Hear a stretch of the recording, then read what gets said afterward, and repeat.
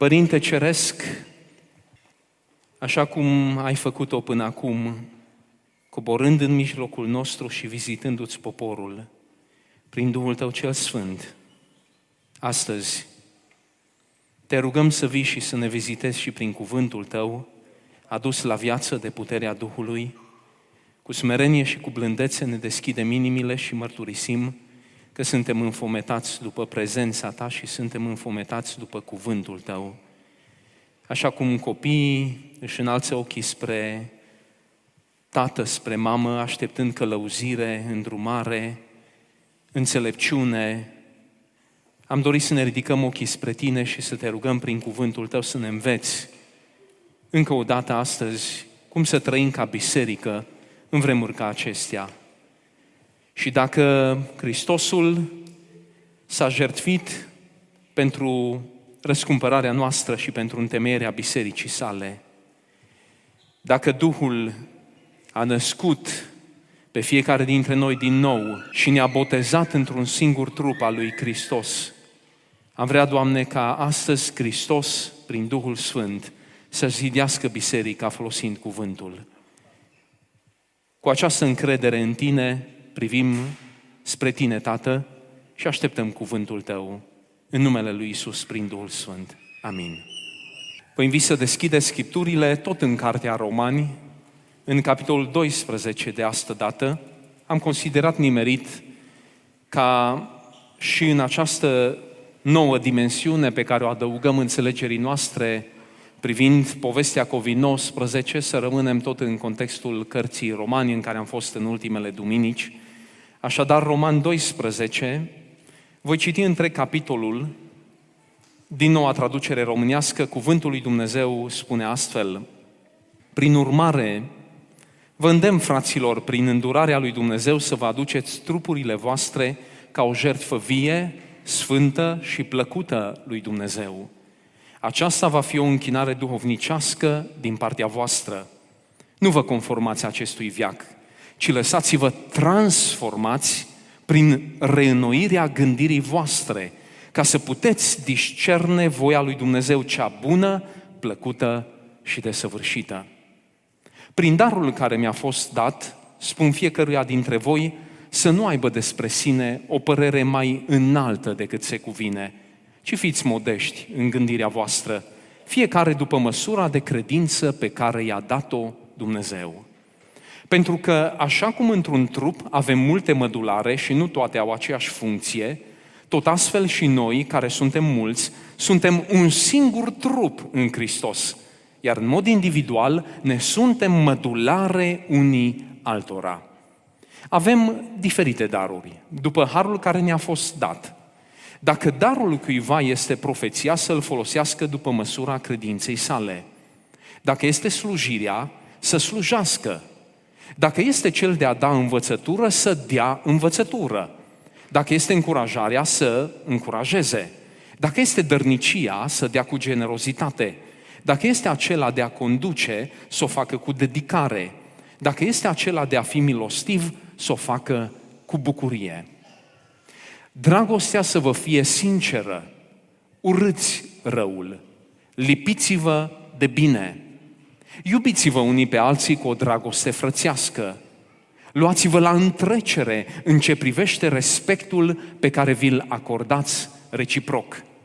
În ce privește dedicarea, să nu fiți leneși, fiți plini de râvnă cu Duhul, slujiți Domnului, fiți bucuroși în nădejdea voastră, fiți răbdători în necaz, dedicați-vă rugăciunii, ajutați-i pe sfinții care sunt în nevoie, fiți ospitalieri, binecuvântați-i pe cei care vă persecută, binecuvântați, nu blestemați, bucurați-vă cu cei care se bucură și plângeți cu cei care plâng, trăiți în armonie unii cu alții. Nu vă gândiți la lucrurile înalte, ci asociați-vă cu cei smeriți. Nu vă considerați singuri înțelepți. Nu întoarceți nimănui rău pentru rău. Urmăriți ce este bine înaintea tuturor oamenilor. Dacă este posibil, atât cât depinde de voi, trăiți în pace cu toți oamenii. Prea iubiților, Nu vă răzbunați niciodată singuri, ci lăsați loc mâniei lui Dumnezeu, pentru că este scris: a mea este răzbunarea, eu voi răsplăti, zice Domnul. Însă, dacă dușmanul tău este flămând, dă-i de mâncare. Dacă este sete, dă-i să bea. Căci făcând așa, vei îngrămădi cărbuni aprinși pe capul lui. Nu te lăsa învins de rău, ci învinge răul prin bine. Acesta este cuvântul lui Dumnezeu. Vorbește, Doamne, căci robii tăi ascultă. Astăzi stăm în fața ultimei predici din această frământare, din ultima o lună și jumătate, în cuvânt, pentru înțelegerea pandemiei COVID-19. Mi-ar fi plăcut să continuăm, însă credem că e momentul acum să revenim la Cartea 1 Petru, așa că, prin mila lui Dumnezeu, după duminica viitoare, care va fi o duminică specială de celebrare a mesei Domnului, de înnoire a legământului nostru ca biserică înaintea lui Dumnezeu și unii față de alții, în duminica a doua din octombrie, plănuim să reintrăm în Cartea 1 Petru, pentru că Duhul Domnului și fratele Petru ne așteaptă să ne mai îndrume puțin în vremea de față prin cuvintele care au fost scrise și pentru folosul nostru. Întrucât povestea COVID-19, cum am numit-o, continuă la nivel global și continuă să ne afecteze la nivel personal și comunitar, cu siguranță nici frământarea noastră de a o înțelege nu încetează. Doar că ea va continua în alte forme și în alte contexte. Aș vrea să nu uitați principiul fundamental pe care l-am așezat la baza acestei încercări a noastre de înțelegere în ultima lună și jumătate. Și anume, după ce am văzut și am auzit cu ajutorul simțurilor noastre, povestea COVID-19, așa cum este ea povestită de specialiști sau pe toate gardurile în jurul nostru, v-am chemat să ne tragem din influența aceasta adeseori dominantă a simțurilor noastre, să ne luăm frumos căunelul la mână, să ne tragem în cămăruță, să-l punem lângă tronul mare al lui Dumnezeu și să începem să privim îndelung și des, vorbind cu Tatăl nostru și cerându-i ca El să ne instruiască. V-am chemat ca să stăm în părtășie cu Duhul lui Dumnezeu și cu Scripturile, să ne uităm în ochii Tatălui nostru și să-L întrebăm: cum vezi Tu povestea asta? Din perspectiva planurilor pe care Tu le ai cu viața mea, cu familia mea, cu biserica Ta, cu lumea, repovestește-mi Tu, așa cum vezi această poveste, în așa fel încât să nu mă las prins, captiv de povestea pe care mi-o spune lumea din perspectiva ei. Am nevoie de căldura și de înțelepciunea glasului Tău părintesc. Vorbește cu Dumnezeu, spune-i: sunt prost, învață-mă. Sunt descurajat, încurajează-mă. Sunt fricos, ridică-mă și întărește-mă. Sunt împietrit, înmoaie-mă. Sunt confuz, limpezește-mă. Sunt debusolat, orientează-mă și dă-mi direcție. Vino și vorbește cu Dumnezeul tău. Dumnezeu va fi credincios promisiunilor sale. Ți se va arăta și te va maturiza, te va crește. Căutând să-L cunoaștem pe Dumnezeu și să ne cunoaștem pe noi înșine în contextul pandemiei, ne-am mișcat între 3 etaje ale realității. Și anume, am privit la mini-poveștile noastre individuale, capitolul pe care fiecare dintre noi îl scrie în marea poveste ce se desfășoară.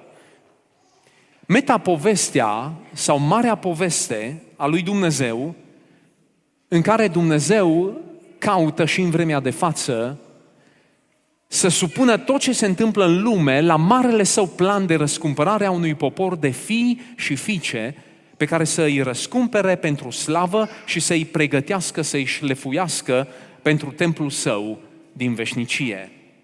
Dar mai este și al 3-lea etaj sau a 3-a dimensiune pe care am numit-o macro-povestea acestei pandemii.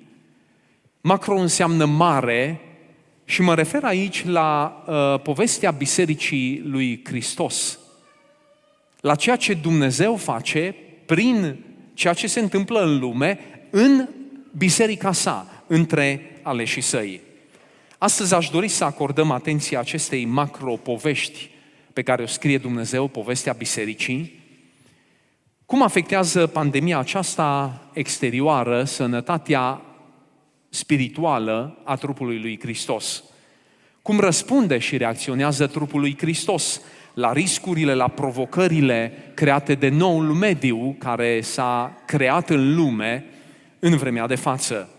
Oare poate folosi pandemia globală la o însănătoșire a trupului lui Hristos, la o restaurare a relației noastre ca mădulare cu Hristos, care este capul? Convingerea mea este că în prezent Dumnezeu convertește un virus care provoacă boală și distrugere și, atenție, prin virusul acesta aduce sănătate în trupul său, în trupul bisericii sale, în biserica lui Hristos. Evident, realitatea bisericii lui Hristos este atât de vastă încât, având doar predica de astăzi, timpul de astăzi la dispoziție, nu am să pot să intru în diverse dimensiuni ale lucrării pe care o face Dumnezeu în biserica sa, în special la scară mai mare. Așa că am ales ca astăzi, cred, sub îndrumarea Duhului, a cărui călăuzire am căutat-o, am ales să merg pe o abordare foarte simplă și directă, una subiectiv legată de noi ca biserică și de lucrarea specifică pe care Dumnezeu o face în Biserica Deo Gloria în vremea de față. Așadar, aș vrea să tratăm Roman 12, textul pe care l-am citit, ca pe o oglindă a chipului bisericii, în care să privim chipul bisericii noastre și să știm și unde suntem și să știm și direcția în care ne duce Dumnezeu mai departe în vremea de față. Cartea Romani, în care am poposit puțin în diverse părți din ea în ultimele săptămâni, este un tratat doctrinar complex, poate cel mai complex pe care Pavel, inspirat de Duhul Sfânt, l-a lăsat, și în el Pavel se dezlănțuie, să spun așa, pe o linie de argumentare foarte logică, foarte rațională, prin care el are ca scop să prezinte și să dovedească Evanghelia Domnului Iisus Hristos credincioșilor din Roma. Cetatea Romei, buricul lumii de atunci. O cetate imensă, o societate amestecată, cosmopolită, un ghiveci de religii, de influențe de tot felul, cu tot felul de provocări, și Pavel consideră că este important ca acești credincioși romani care operau într-o astfel de societate să fie bine înrădăcinați în înțelegerea Evangheliei a veștii bune a Domnului Iisus Hristos. Foarte pe scurt, rezumând cele 11 capitole până în capitolul 12 de care ne ocupăm astăzi, Evanghelia vestită de Pavel este următoarea. Evanghelia este puterea lui Dumnezeu pentru mântuirea fiecăruia care crede, întâi a iudeului și apoi a grecului, amândoi prin credință. Credința în Iisus Hristos, nici de cum altfel. Omenirea în general și fiecare om în parte, deci și tu astăzi aici, are o problemă, și problema nu este nici cu Satan, nici cu semenii, nici cu tine însuți, nici cu faptul că nu-ți ajung banii sau că te amenință COVID-19. Problema fiecărui om cu Dumnezeu este faptul că fiecare om a păcătuit și este lipsit de slava lui Dumnezeu. Sau, în alte cuvinte ale lui Pavel din Romani, mânia lui Dumnezeu se descoperă din cer împotriva oricărei lipse de evlavie și împotriva oricărei nedreptăți a oamenilor. Sau, în altă parte, plata păcatului este moartea. Aceasta este cea mai mare problemă pe care o are orice om. E problema pe care el ca om păcătos o are cu un Dumnezeu sfânt, care trebuie să pedepsească păcatul, iar plata păcatului este moartea. Omul nu are nicio soluție la problema lui. Au încercat oamenii să inventeze tot felul de soluții, dar nu există niciuna. Însă, vestea bună, de asta este Evanghelie, adică veste bună, vestea bună este că Dumnezeu are o soluție la problema noastră. Care este soluția lui Dumnezeu într-un singur cuvânt? Iisus. Citesc din nou din Romani, Dumnezeu și-a dovedit dragostea față de noi prin faptul că pe când eram noi încă păcătoși, Hristos a murit pentru noi. Vestea bună. Și aici vine provocarea pe care Pavel o lansează mereu în Evanghelia pe care o expune în Romani. Fiecare om poate fi împăcat cu Dumnezeu, spălat de păcatele sale, fiecare om poate să intre în viața veșnică într-un singur fel, prin Domnul Iisus Hristos. Nu este altă cale. Și cei care cred în Iisus Hristos devin copii ai lui Dumnezeu. Ei nu-și mai aparțin lor înșile, nu mai pot face ce vor cu viața lor, în întregime, trup, suflet, duh, tot ce posedă, tot ce au, tot ce fac, este al lui Dumnezeu și este orientat înspre dobândirea vieții veșnice, locuirea împreună cu Dumnezeu în veșnicie. De aceea, întăriți de Duhul care ne locuiește, purtăm în fiecare zi lupta cu carnea, cu firea pământească din noi înșine și cu poftele ei. Asta este Evanghelia pe care Pavel o expune. Mai adaugă încă o dimensiune, pentru că destinatarii credincioși din Roma erau și iudei și păgâni, convertiți la credința în Hristos. Pavel vorbește în capitolele 9 la 11 și despre relația dintre Israel și biserică și planul lui Dumnezeu.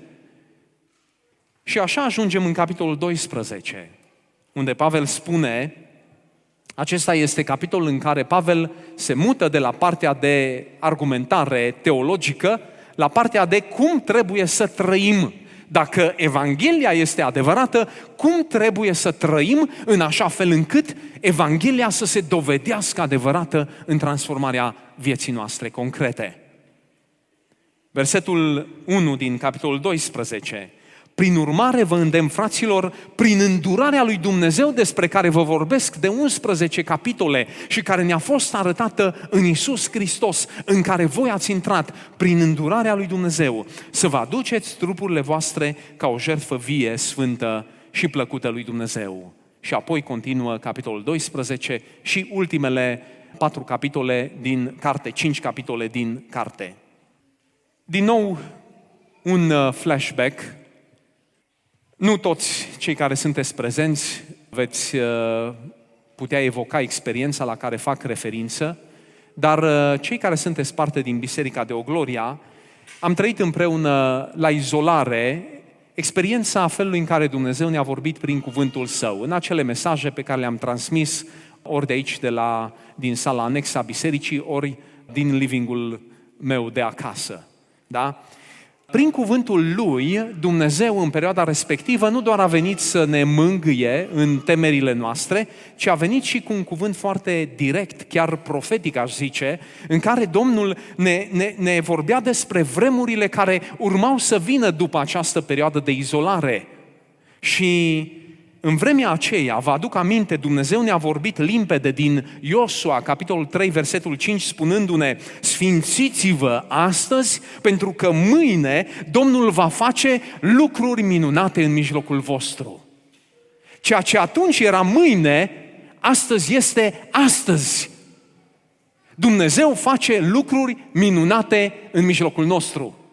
Ba mai mult, lucrurile frumoase și minunate pe care Dumnezeu le face astăzi în mijlocul nostru sunt incomparabil mai mici față de lucrurile mari pe care Dumnezeu le va face mâine în mijlocul nostru dacă astăzi continuăm să ne sfințim. Hotărârile la care v-am chemat atunci în criză au fost următoarele.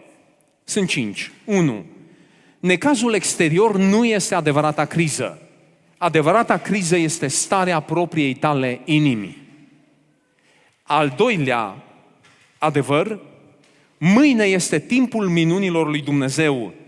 Prin urmare, vrem să intrăm de la izolare, spuneam atunci, într-o nouă normalitate, nu în vechea normalitate a inimilor noastre și a Bisericii Deo Gloria.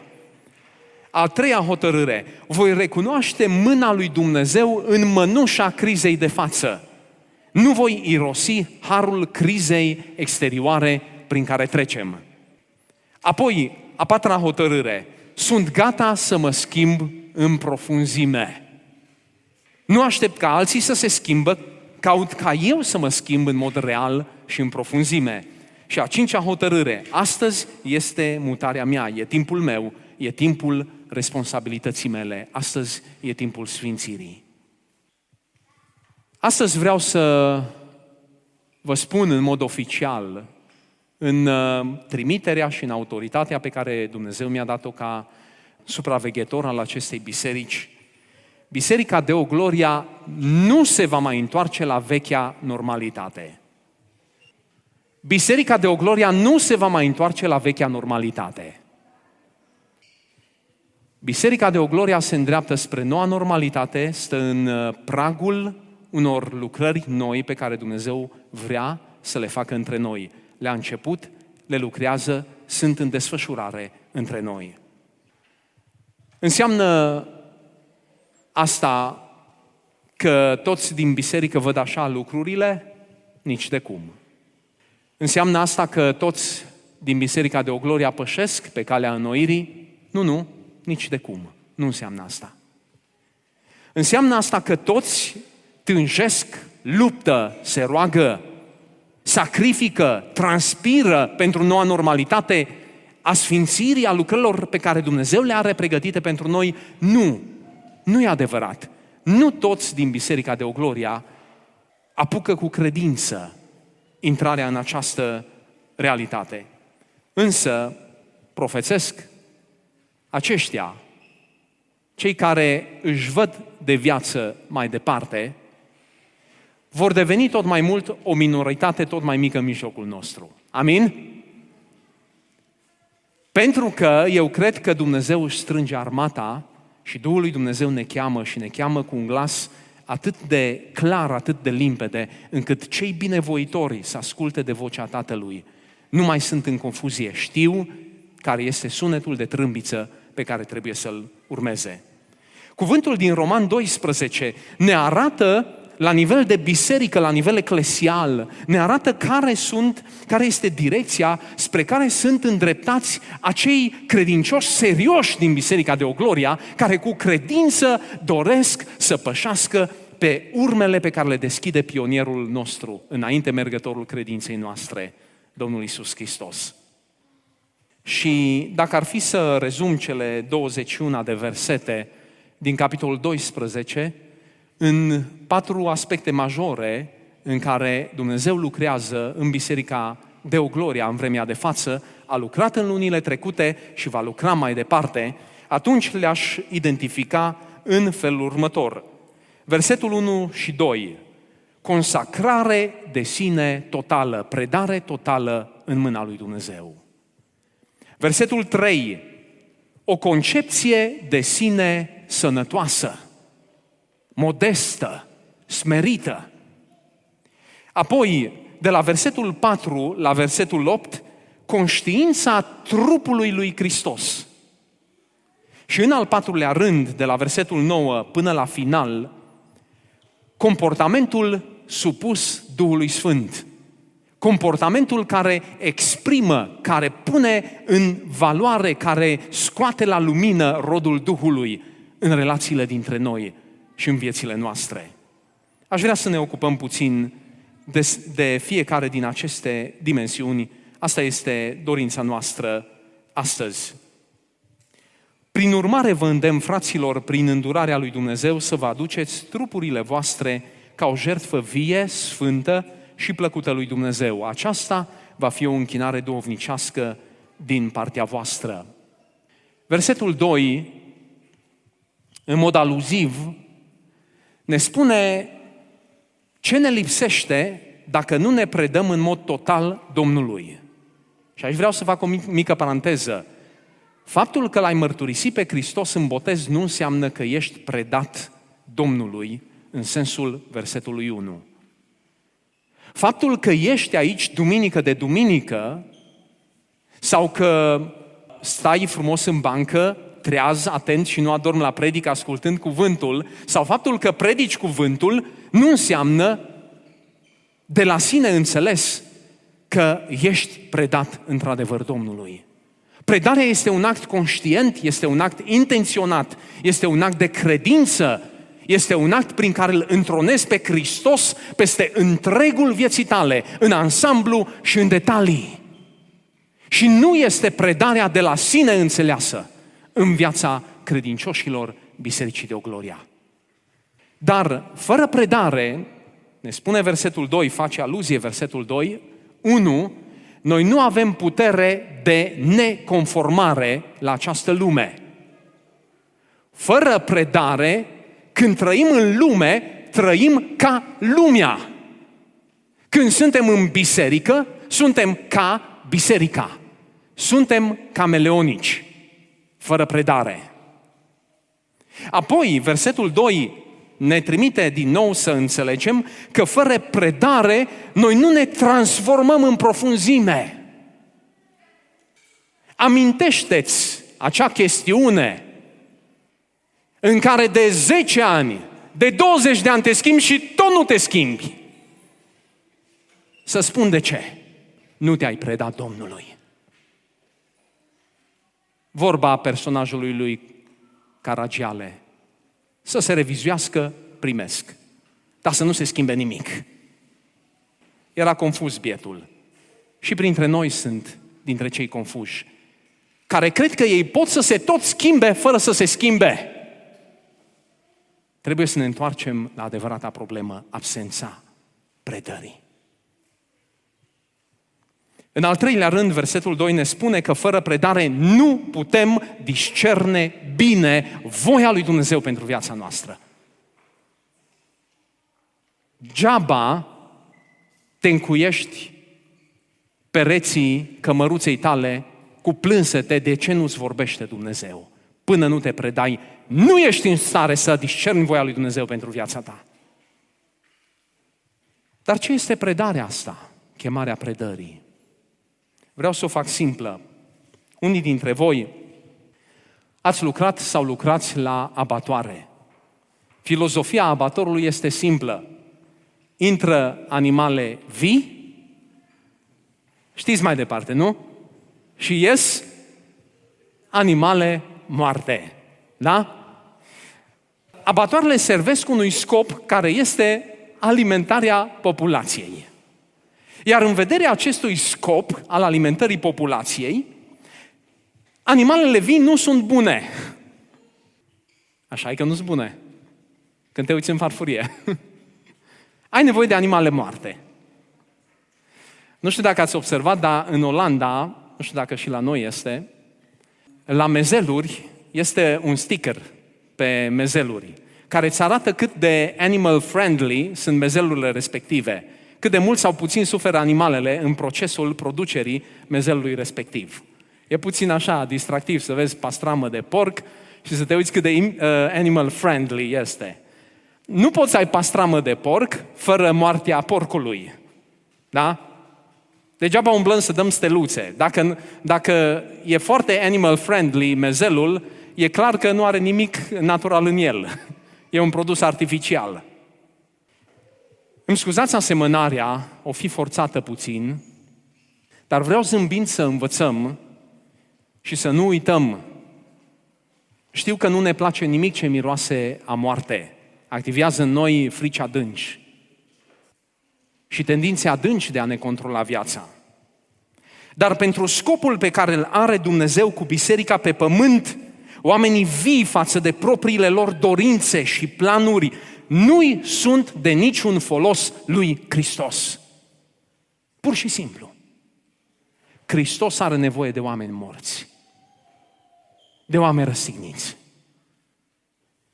Și să fim sinceri, nu e așa că asta e partea care ne displace profund la Evanghelia lui Iisus Hristos. dacă voiește cineva să vină după mine, să inventeze tot felul de modalități de a mă urma. Nu, să se lepede de sine. Singura cale, să se lepede de sine și să mă urmeze așa cum stabilesc eu termenii, spune Domnul.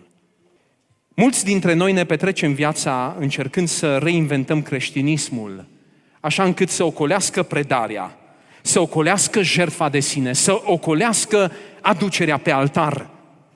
Hristos nu își găsește plăcerea decât în credincioșii care se dau zilnic la moarte în sensul renunțării la dorințele lor, la poftele lor, la tendința de a-și controla viața, în sensul dorinței de a căuta și de a înțelege care este voia lui Dumnezeu pentru ei și a trăi vieți orientate spre plăcerea Tatălui.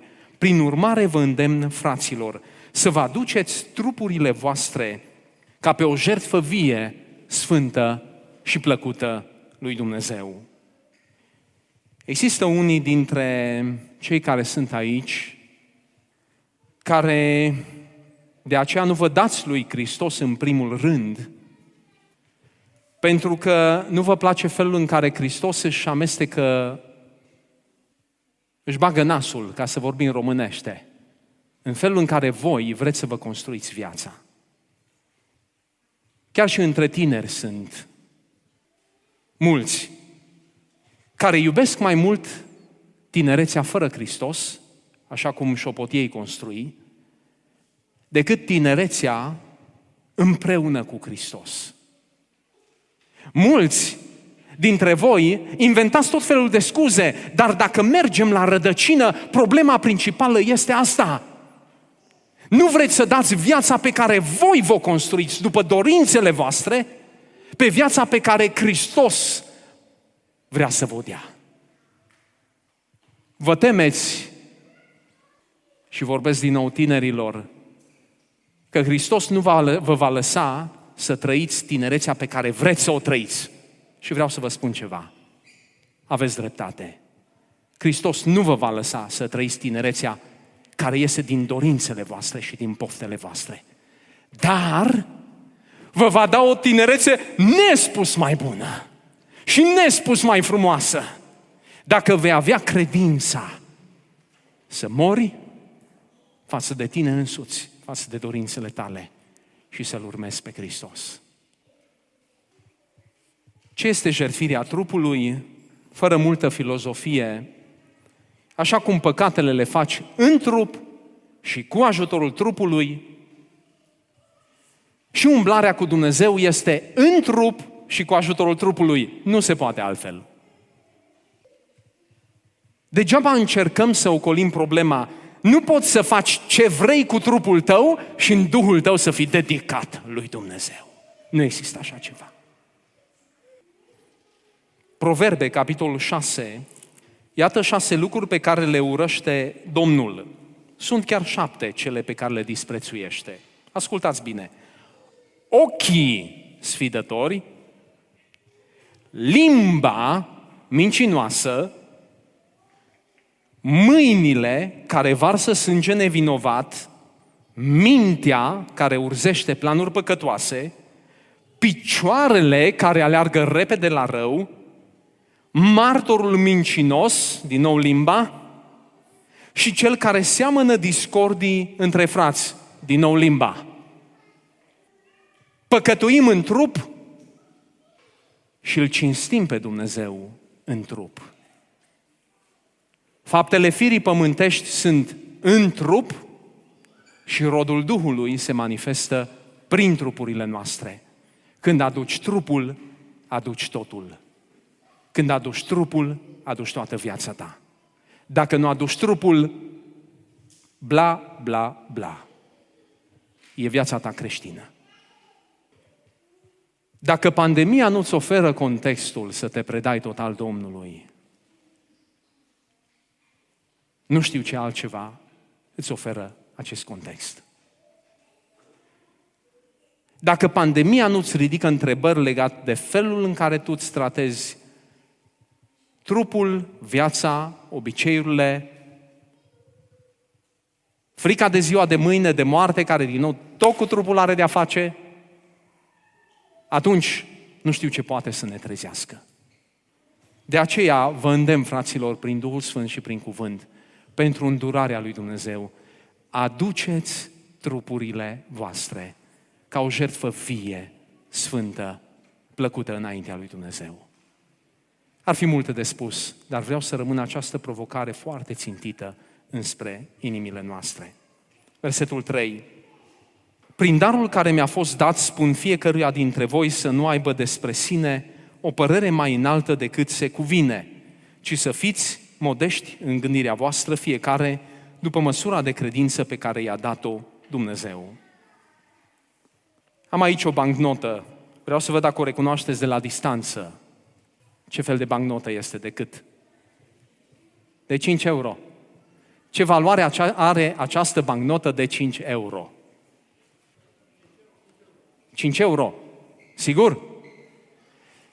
Da, numai că produsul pe care eu vreau să-l cumpăr costă 18. Eu mă duc la casă și pretind că este de 20. Ce ziceți? Mai bine să nu încerc. Mă fac de rușine și pe mine, și tot neamul meu, și pe voi. Și România. Dar dacă această bancnotă ajunge la coșul de gunoi, ce valoare are?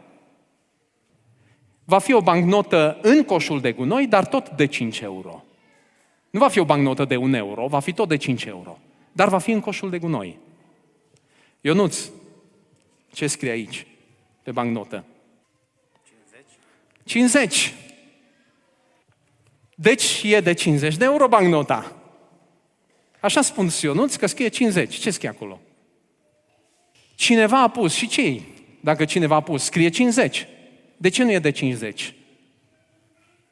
Pentru că cel care a pus încă un 0, ca să pară de 50, cu creionul, nu este BCE, Banca Comunitară Europeană, ci este LC, Lucian Ciupe, cu creionul.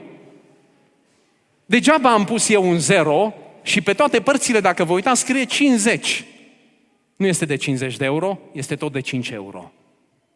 Pentru că eu nu am autoritatea să modific valoarea acestei bancnote. Nu contează cine te crezi. Nu contează cine îți spun oamenii că ești. Nu contează ce încerci să afișezi înaintea altora. Contează valoarea pe care ți-o dă Dumnezeu. Contează darurile pe care ți le dă Dumnezeu. Contează limitele pe care ți le pune Dumnezeu la valoarea ta.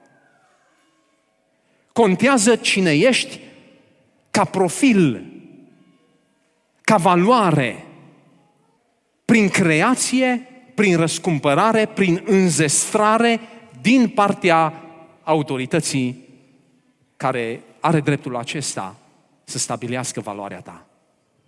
Aș vrea să vă amintesc aici în Biserica de Ogloria, în relațiile noastre, în familiile noastre, căutăm să creăm o atmosferă de o așa chimie spirituală, încât imaginea pozitivă de sine să se sufoce între noi. Nu ne interesează să cultivăm în Biserica de Ogloria creștini cu o imagine pozitivă de sine. Ne interesează să cultivăm creștini cu o imagine sănătoasă de sine. Simțiți diferența?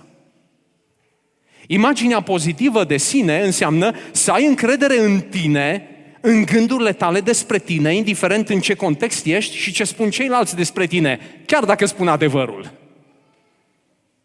Tu să rămâi cu imaginea ta pozitivă despre tine însuți. Din punct de vedere pragmatic, ai ales cea mai bună cale care se poate fără Dumnezeu. Dar dacă vrei să fii în Biserica lui Hristos, nu ai dreptul la această opțiune.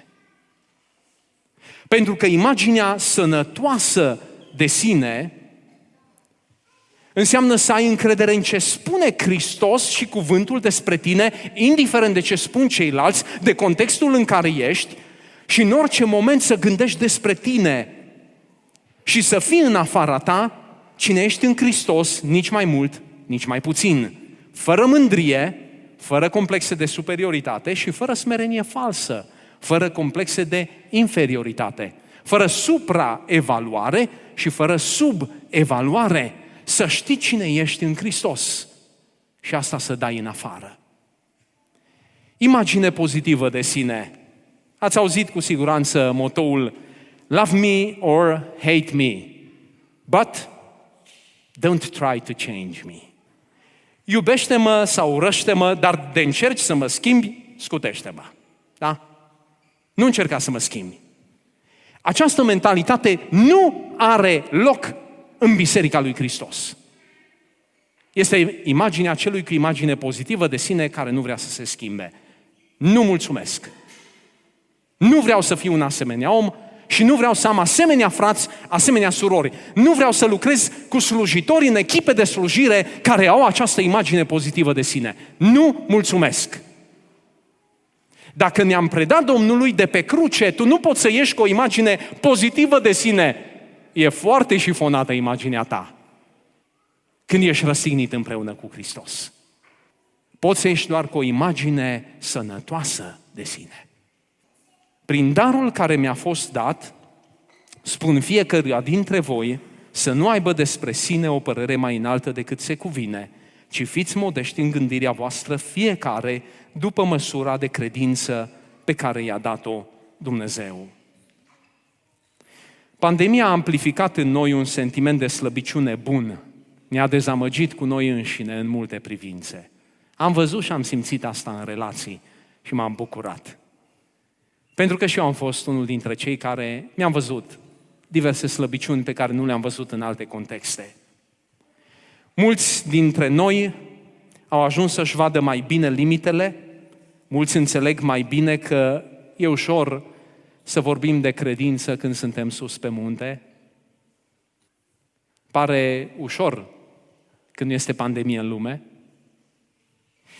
Mulți și-au dat seama că nu ceilalți, care acum sunt nevoiți să stea la distanță, sunt sursa nefericirii lor. Reușesc să se nefericească și singuri. N-au nevoie de ajutor. Mulți au ajuns să își vadă și să-și plângă sterpiciunea pe care o au, în loc de rodnicia pe care o așteaptă grădinarul de la noi. Mulți au învățat că nu doar mântuirea se primește ca dar nemeritat, ci fiecare suflare se primește ca un dar nemeritat din partea lui Dumnezeu. Mulți au învățat cât sunt de săraci în relația cu Dumnezeu când li se ia cârja întâlnirilor bisericii. Mulți au învățat cât de puțin știu să audă vocea Tatălui prin cuvânt când li se ia cârja predicării de duminica. Mulți au învățat cât de săracă este închinarea lor personală înaintea lui Dumnezeu când li se ia închinarea împreună cu ceilalți. În pandemie, Dumnezeu a modelat în noi o frângere, un context în care să ne vedem limitele, un context în care să ne vedem măsura, să dobândim o concepție cumpătată despre noi înșine. Să lăsăm Duhul să persevereze mai departe în această lucrare bună pe care o face în viețile noastre. Datorită abilităților sale de lider, un bărbat foarte inteligent, foarte studiat, un copil al lui Dumnezeu, la o vârstă foarte tânără, mult prea tânără, a ajuns conducătorul unui colegiu. Și lucrul acesta a născut în el un spirit de încredere în sine, de vanitate, foarte puternic. Era și un om înalt, solid, masiv, așa că domina până și prin prezența lui, dar aminte prin vocea și inteligența și studiile pe care le avea. La un moment dat însă Duhul lui Dumnezeu l-a cercetat. Știți cum? Un student s-a îmbolnăvit. Era la pat, în febră, delira și președintele colegiului a mers să-l viziteze. Studentul aflat în delir, nu mai știa ce vorbește, când a dat cu ochii de statura impunătoare, masivă a președintelui, a spus în delirul lui: "O, prea înaltul domn președinte, ce mare te crezi! Când predici ești atât de mare încât acoperi crucea, nu-l mai vedem decât pe prea înaltul domn președinte." La care fratele nostru a ieșit valvârtej afară, a plâns cu amar, a căutat un loc dosit, singuratic, într-o pădure, unde a mers și a plâns și s-a predat Domnului, cerându-și iertare, că i-a furat slava.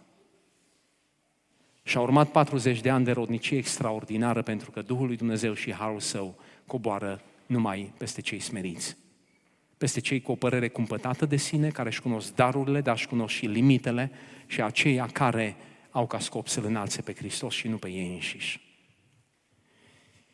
Acum, dacă ar fi să stăm să evaluăm ce ne-a adus perioada aceasta ca biserică, am putea să găsim o grămadă de lucruri pe care nu le mai enumer acum. Unul dintre ele este faptul că transmitem Zoom la cei care sunt acasă, sau am găsit o soluție pentru catehizarea care adună oameni de pe o arie geografică mare și trimitem lecțiile înregistrate peste săptămână, fiecare le ascultă, acasă le studiază și după aceea sâmbătă seara de la 7 la 8 avem întâlnire Zoom în care stăm și discutăm, nu-i așa, Paula? Întrebările care sunt în jurul lecției respective. Sunt multe lucruri pe lângă acestea pe care Dumnezeu le-a lucrat între noi, însă un lucru pe care Dumnezeu cred și simt că l-a lucrat într-un mod aparte între noi este că ne-a demolat familiaritatea cu adunarea, familiaritatea cu frații, acea familiaritate care te face orb. Nu știu câți ați pățit venind la biserică sau pe aici prin Zevendonk și prin Turnhout, ca mergând cu mașina pe șosea, să vedeți turturelele care stau pe șosea și atât de mult s-au familiarizat cu mașinile, cu motoarele, cu zgomotul, cu orașul, încât nu mai au teamă de pericol. Eu am și ciufulit una odată. Oricât de încet am mers, dacă a insistat, am luat-o între roți. Familiaritatea creează orbire, nu mai vezi valoarea fraților, nu mai înțelegi valoarea Bisericii lui Hristos, te potinești în tot felul de mărunțișuri, nu mai percepi Duhul care locuiește pe celălalt, vezi umbrele din viața lui, dar nu poți să vezi comoara ascunsă în vasul de lut. Și Dumnezeu modifică și a modificat în noi conștiința trupului lui Hristos, cine suntem cu adevărat. În sensul cuvântului lui Pavel din locul acesta ne-a învățat că suntem mulți și diferiți, dar suntem una, dar suntem mulți și diferiți. Când ne acceptăm unii pe alții, luăm diversitatea trupului lui Hristos și îi dăm forță în direcția slujirii, a împlinirii planurilor lui Dumnezeu. Când acceptăm unitatea dintre noi, luptăm pentru lucrurile care ne unesc, suntem mai îngăduitori cu diferențele, suntem mai grabnici să ne ajutăm în păcatele noastre să ne sfințim, pentru că ne interesează unitatea trupului lui Hristos. Și văd această lucrare a lui Dumnezeu în Biserica de Ogloria. Și vreau să vă spun, lăsați mai departe Duhul lui Dumnezeu să creeze în noi această conștiință a trupului. Ne așteaptă o vreme, plănuim strategic la nivel de echipă, discutăm deja de o lună și ceva și mai avem încă. Căutăm fața lui Dumnezeu să înțelegem ca strategie cum să îndrumăm biserica în așa fel încât nu unul, nu câțiva, nu puțini să slujească biserica. Nu e biblic, ci biserica să slujească biserica. Cum se întâmplă deja între noi și Dumnezeu vrea să ne dezlege și mai mult. Darurile dintre noi să fie puse în valoare, conștiința trupului lui Hristos. Și apoi în final, de la versetul 9 la 21, stați liniștiți că nu o să detaliez verset cu verset. Cred că de la 9 la 21, apropo de luna iulie pe care am petrecut-o, lăsându-ne instruiți în umblarea Duhului Sfânt care produce rodul Duhului în viața noastră. Dacă vreți să treceți în rugăciunea voastră de la Doamne, dăm dragostea, bucuria, pacea, nu e așa că par puțin niște concepte destul de generale. Poți să te rogi pentru dragoste ca rodul Duhului acum și în jumătate de oră după ce ai ieșit din cămăruță să fii firesc. Pentru că dragostea în mintea ta e un concept foarte general. Îl cer de la Duhul. Ei bine, dacă vrei să știți cum arată rodul Duhului din Galateni 5, 22, 21, 22, 23, acolo, cum arată rodul Duhului concret, întrupat ca manifestări în relații, în viața bisericii, citiți de la versetul 9 la 21. Rugați-vă. Rugați-vă zilnic sau din când în când, întoarceți-vă la Romani, capitolul 9 de la 12, de la 9 la 21 și rugați-vă ceea ce scrie acolo. Dragostea să vă fie sinceră. Doar câteva exemple dau de aici. Dragostea să vă fie sinceră, urâți răul și lipiți-vă de bine. Cu alte cuvinte, te bucuri de relații bune cu prietenii tăi, cu frați apropiați din adunare? Foarte bine. Dar nu uita, dragostea trebuie să fie sfântă. Dragostea trebuie să fie sfântă. Dacă dragostea înseamnă relații, ceea ce este în partea adevărat, nu-i 100% adevărat, în sensul în care noi gândim, dar dacă dragostea înseamnă relații, atunci aici aflăm că păstrarea relațiilor în pace nu este scopul principal al dragostei. Scopul principal al dragostei în relații este să rămânem cu relațiile noastre în bine, în ceea ce Dumnezeu numește bine, curat, în ceea ce miroase frumos în nările lui Dumnezeu, ca să vorbim așa.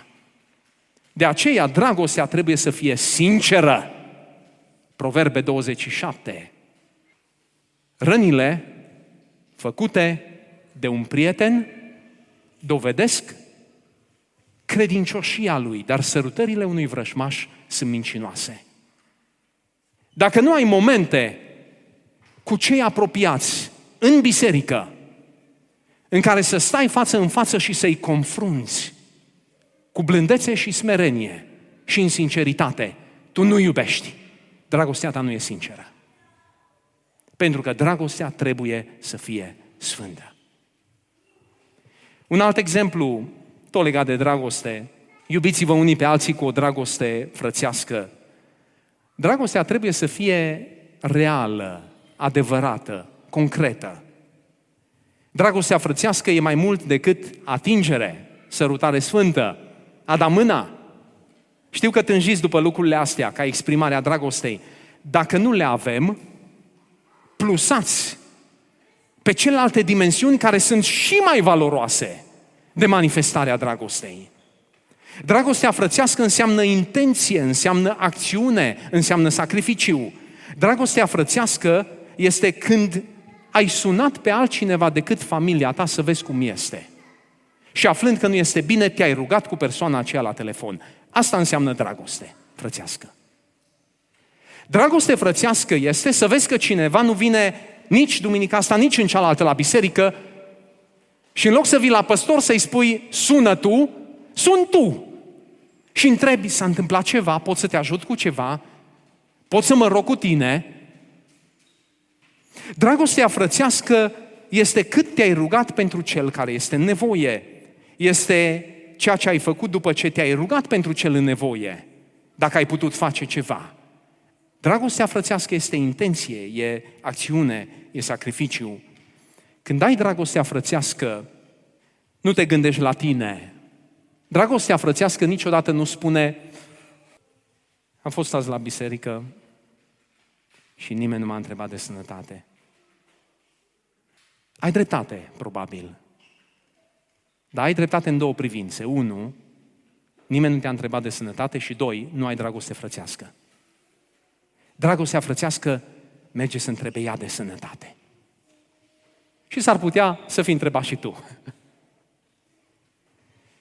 Dragostea frățească înseamnă perseverență. Dragostea frățească nu spune niciodată, mi-a închis ușa în nas. Așa-i trebuie. Dacă nu vrea, eu am vrut, treaba lui, treaba ei. Nu, dragostea frățească spune, mi-a închis ușa în nas, înseamnă că nevoia e chiar mare. Înseamnă că nevoia e chiar mare. Și dragostea frățească găsește mereu căi. E stimulată de piedici. Știți vorba românului? S-o rezolvat. Nu se poate. Asta nu-i dragoste frățească. S-o rezolvat. Nu se poate. Nu vrea. Nu. Dragostea frățească, când îi se pune piedică, o percepe ca pe o jenă față de metoda pe care a folosit-o și se roagă și zice, Doamne, dă-mi alte metode. Trebuie să ajung să arăt dragostea mea, că tu mă trimiți față de omul acesta. Acum mi s-a întâmplat o chestie în perioada asta de izolare, părăsc pe cineva din adunare acum. Avantajul e că nu-i știu numele, nu știu despre cine e vorba. Dar la izolare, după ce m-am îmbolnăvit cu genunchiul, am stat doar acasă, m-am învârtit doar în jurul patului, într-o dimineață a venit un pachet necunoscut. La pachete necunoscute, la izolare, te temi de COVID, glumesc, nu mi-a trecut prin cap. Am primit un mic dejun pentru 2 persoane de la un restaurant, comandă. Și tare bine mi-a picat. Vă mărturisesc. Dar vă mai spun ceva. Nu aveam nevoie de micul dejun. Nu muream de foame dacă nu venea. Dar fiindcă a venit, știți ceva? Chiar m-am simțit iubit. M-am simțit iubit și m-am simțit apreciat. Nu cred că m-aș fi simțit la fel de iubit dacă pe grupul Viber al bisericii eram întrebat, cum a fost micul dejun? De către cineva. Da? Aș fi bănuit și alte interese pe acolo prin spate. Dar chiar prin faptul că nu știu despre cine e vorba, m-am simțit foarte iubit și apreciat. Dragostea frățească așa operează. Și acum ascultați numai celelalte, nu le mai comentez. Luați-vă la întrecere în ce privește respectul pe care vi-l acordați reciproc. Wow!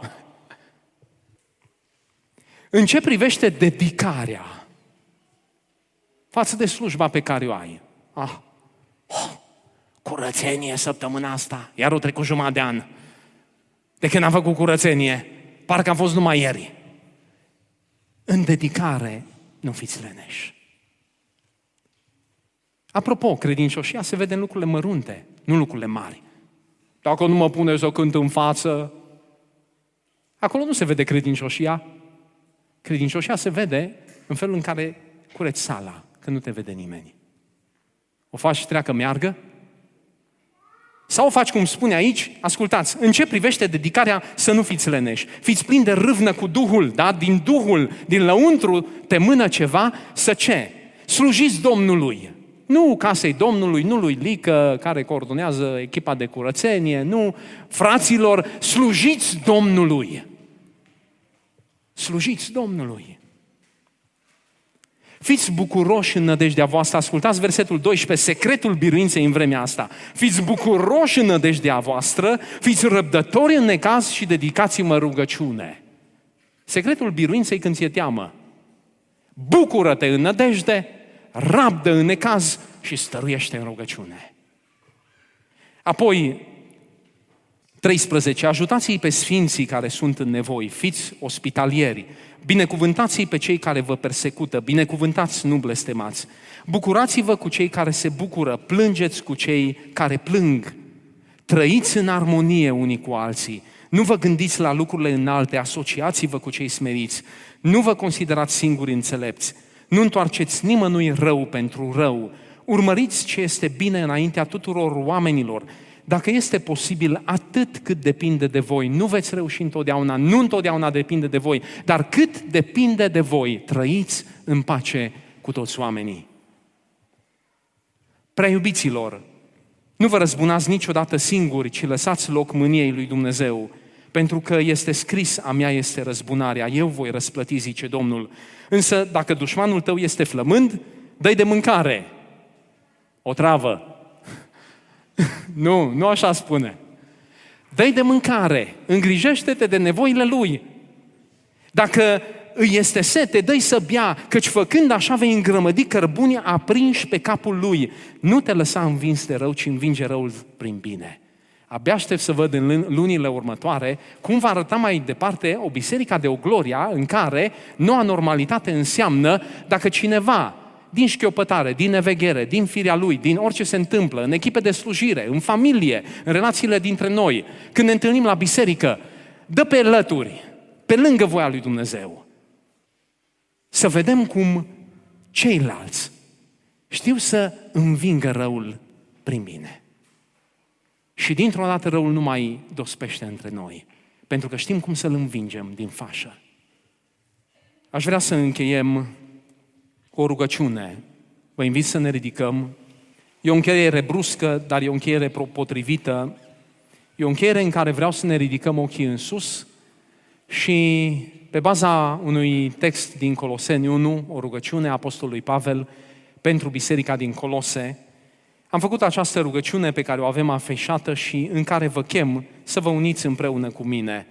Haideți într-un glas să ne rugăm această rugăciune, rugăciunea Bisericii de Ogloria în perioada aceasta de pandemie.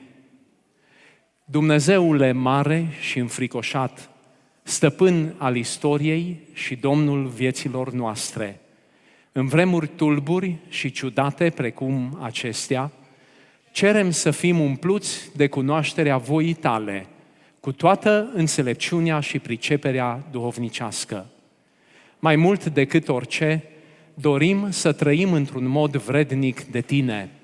Mai mult decât orice, tânjim să-ți fim plăcuți în toate. Întărește-ne în mijlocul și în ciuda situației prezente, să rodim tot felul de fapte bune, să creștem în cunoașterea lui Dumnezeu și să fim întăriți cu toată puterea, potrivit cu tăria Ta slăvită, ca să fim pregătiți să îndurăm cu răbdare tot ce ar veni peste noi. Întărește-ne în mijlocul și în ciuda situației prezente, să-ți mulțumim și să Te lăudăm zi și noapte. Cu bucurie, Ție, Tatăl nostru iubit, care ne-ai îndreptățit să avem parte de moștenirea sfinților în împărăția luminii. Tu ne-ai scăpat de sub autoritatea și puterea întunericului și ne-ai adus în împărăția Fiului Tău și Mântuitorului nostru iubit, în care avem răscumpărarea, iertarea păcatelor. Lăudat să fii, Tată, pentru lucrarea bună pe care ai început-o în noi și pe care ne garantezi că o vei desăvârși până în ziua lui Hristos Iisus. În numele Lui ne rugăm. Amin.